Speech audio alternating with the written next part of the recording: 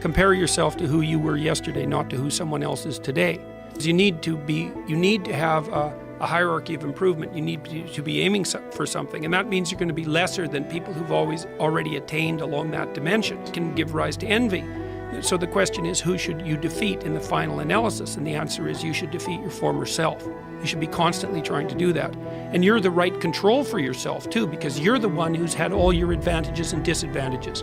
And so if you want to compete fairly with someone, then you should be competing with you. If you're improving yourself, then what you are doing is competing with your lesser self. And then you might also ask, well, what is that lesser self? And that lesser self would be resentful and bitter and aggressive and vengeance-seeking and all of those things that go along with having a negative moral character. And those are things that interfere with your ability to progress as you move forward through life.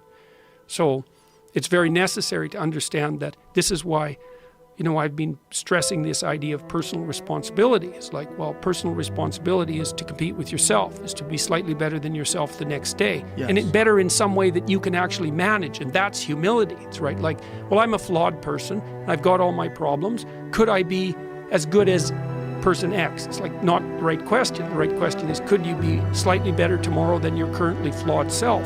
And the answer to that is, if you have enough humility to set the bar properly low, then you could be better tomorrow than you are today. Because what you also have to do is you have to say, well, here's all my flaws and my insufficiencies, and the best that someone that flawed and insufficient could do to improve and actually do it is this. And that's not worth going out in the street and celebrating with placards, It's like, well, this is why I tell people to clean the room. So you're not going to brag to someone that you did that. But someone as insufficient as you might be able to manage it. And that means you actually are on the pathway to self-improvement, and you're transcending your former self. The resilience, it's right. Like, look, You're not going to win it. You're not going to score on every shot. Right. Doesn't mean you shouldn't take the shots. Doesn't mean you shouldn't try to hit the goal. But part of being able to continue to take shots is to have the strength of character to tolerate the fact that in that instance you weren't on top. What's the right way of being in the world, if there is such a thing? And it's not acting according to a set of rules. It's attempting continually to transcend the flawed thing that you currently are. And what's so interesting about that is that the meaning in life is to be found in that pursuit. So I've been laying that out in these discussions too, because I say, well, the fundamental issue is that life is tragic and difficult, very tragic and difficult for everyone. And it's also tainted by malevolence, because no matter how things are tragic and difficult, but there's always some stupid thing that you could do or someone else could do that could make it even worse than it has to be. And so that's life. And you need an antidote to that, because that can embitter you. Constant contact with that. Just the tragedy, but the tragedy combined with betrayal and malevolence, that makes it even worse, especially if it's self-induced. Okay, so you need something to set against that so you don't get bitter and resentful. Well, what do you set against that? Doing something worthwhile.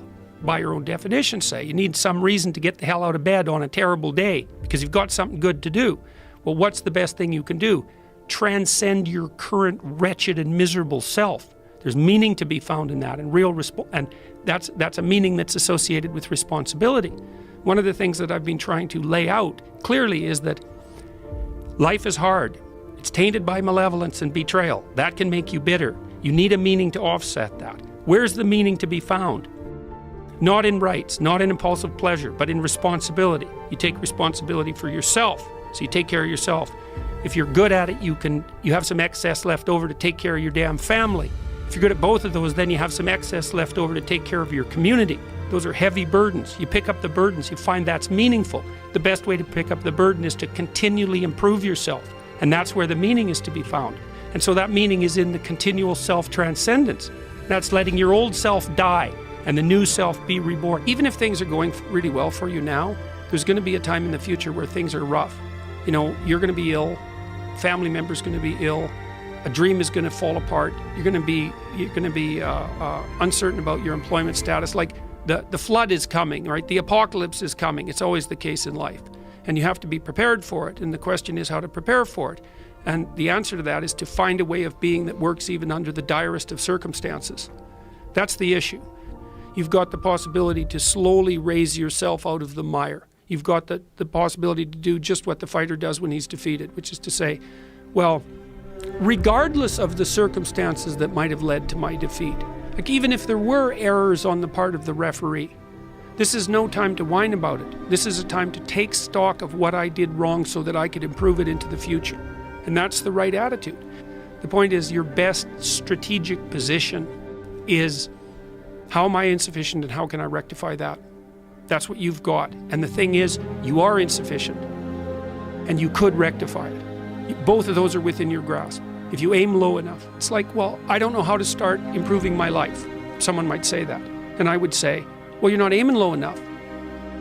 There's something you could do that you are regarding as trivial, that you could do, that you would do, that would result in an actual improvement. But it's not a big enough improvement for you, so you won't lower yourself enough to take the opportunity. Aim low. And I don't mean don't aim, and I don't mean don't aim up. But you have to accept the fact that you can set yourself a goal that you can attain, and there's not going to be much glory in it to begin with. Because if you're not in very good shape, the goal that you could attain tomorrow isn't very glorious. But it's a hell of a lot better than nothing, and it beats the hell out of bitterness, and it's way better than blaming someone else. It's way less dangerous. And you could do it. There's a statement in the New Testament. It's called the Matthew Principle, and economists use it to describe how the economy in the world works. To those who have everything, more will be given. From those who have nothing, everything will be taken. It's like what's very pessimistic in some sense, because it means that as you start to fail, you fail more and more rapidly. But it also means that as you start to succeed, you succeed more and more rapidly. And so you take an incremental step, and well, now you can lift 55 pounds instead of 52.5 pounds. You think, well, what the hell is that? It's like, it's one step on a very long journey. And so it starts to compound on you. So a small step today puts you in a position to take a slightly bigger step the next day. And then that puts you in a position to take a slightly bigger step the next day. You do that for 2 or 3 years, man, you're starting to stride. You know, and I have so many people coming up to me now. They say, look, I've been listening to your lectures, and I've been developing a vision for my life, and I've been trying to take responsibility, and I've been trying to tell the truth, and things are way better. And so that's absolutely perfect. It's the right way forward as far as I'm concerned.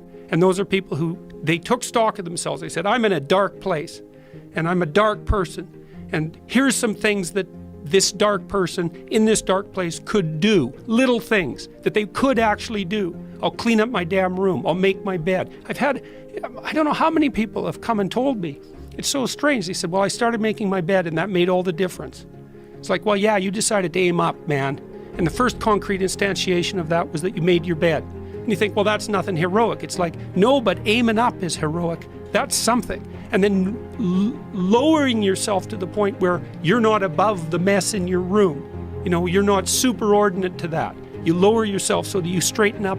You're grateful for what you have right in front of you, and you take care of it and you put it in order. It's like all of a sudden things start to get better. It's so wonderful to be doing this tour, because I see that's what this tour has been about for me. It's not political. I never talk to people after the talks, for example. I talk to about 150 people a night. We never talk about anything political. It's always this. I wasn't doing very well.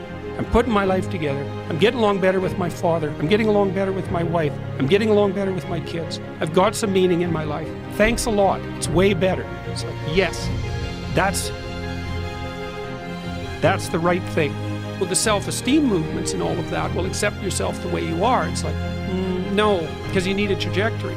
And one of the things that I think, one of the reasons that audiences are responding to what I've been saying in my lectures and what I've been writing about is that I don't tell people that they're okay the way they are. No, I say, no, you could be way more than you are. And they're relieved about that, you see, because if you're in a dark and terrible place and someone says you're okay the way you are, then you don't know what to do about that. It's like, no, I'm not. I'm having a terrible time and I'm hopeless. You're okay the way you are. Well, then what? That's it? That's where I am? And what do you want to tell a young person? You're 17. You're okay the way you are. It's like, no, you're not. You got 60 years to be better. And you could be way better. You could be incomparably better across multiple dimensions. And in pursuing that better, that's where you'll find the meaning in your life. And that will give you the antidote to the suffering. You have to impose order. People have asked me in my book why I wrote it as an antidote to chaos, because, well, there isn't anything technically wrong with chaos. Chaos is a place of great potential. Well, the question is, what's the proper balance between chaos and order? Chaos, potential, and order. Well, the answer is, look, when you're a kid, you're all potential.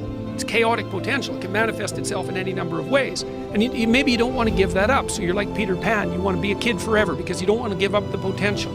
And you look out in the world and all you see are Captain Hooks, who've lost a hand, who are chased by death, because that's the clock in the crocodile. It's already got a taste of him. He's terrified by death and he's a tyrant. Well, I don't want to grow up to be that. So I won't be disciplined at all.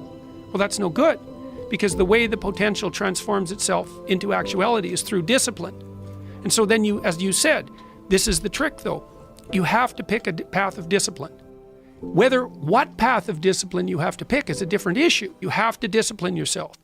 And the issue is, well, how? That's not really the relevant question. You can pick a disciplinary path. That's why I often tell my clients, especially young people, they say, well, I don't know what to do. It's like, that's okay. Nobody does. Go do something. Do the best thing that you can think of. Put the best plan you have into practice. It's not going to be perfect, and it will change along the way. But it will change partly because you become disciplined pursuing the path. And as you become disciplined, you become wiser. And as you become wiser, you become able to formulate better and better plans. So you can start vaguely and confused and develop a plan that's not so great, and you start to implement it. And then you accrue incremental wisdom as you implement your flawed plan. And that enables you to fix the plan. Imagine you only have $100,000 to go buy a house. And so you go look at this house and it's like, Jesus, this house, man, it's like it needs a lot of work. It's like, well, that's all you've got. Well, are you going to pretend that the house is okay the way it is? Or are you going to look for where it's rotten and where the plumbing doesn't work and where the stove doesn't work? You have to go and look and see where everything needs to be fixed. And that is harsh, man. And then in order to do that properly, someone has to have taught you, look, you aren't your problems. Well, you are. You're most fundamentally that which, if it confronts its problems, can solve them. And that's the hero myth in a nutshell, by the way. The hero is the person who confronts horrible, chaotic potential and tames it and makes something of it, right? That's the fundamental human story. But the problem is that you have to face what you don't want to face in order to fix it. Yeah. And so you look at all the things about yourself that need to be burned off, that need to be dispensed with. And that, man, especially at the beginning, especially if you're screwed up, that might be like 95% of you just has to go up in flames. And it's painful. Even some of that stuff that you have to burn off doesn't want to die, and it'll scream in agony while you're burning it off. It's not pleasant. But if you know that you're the thing that can transcend your problems, most fundamentally, if you know you're the thing that, if it faces the problems, can transcend them, then you have the faith that would enable you to take stock of who you are. We had people write about their ideal future and also to put in measurement strategies. It's like, okay, here's your ideal future. Here's how you're going to break it into goals. Here's how you're going to mark progress towards those goals, because you got to be playing a fair game with yourself, right? Because when you make progress, you want to reward yourself. So you have to identify what the progress is and you have to reward it. The consequence, we had people write a future plan for only an hour when they came for their school orientation in the summer before going to, it's a community college. And it dropped the dropout rate among young men by 50%. And it's, yeah, no kidding, 50%. Yeah. And what that meant was, to me, just think about that. What that means is that these kids had been educated for 12 years and no one had ever sat them down and said, okay, what the hell are you doing and why? And how are you going to get, like, where do you want to go? Why do you want to get there? How are you going to get there? How are you going to mark your progress? They've never walked them through that exercise. You walk people through that exercise just to get them to do that increases the probability that they'll stay on track by 50%.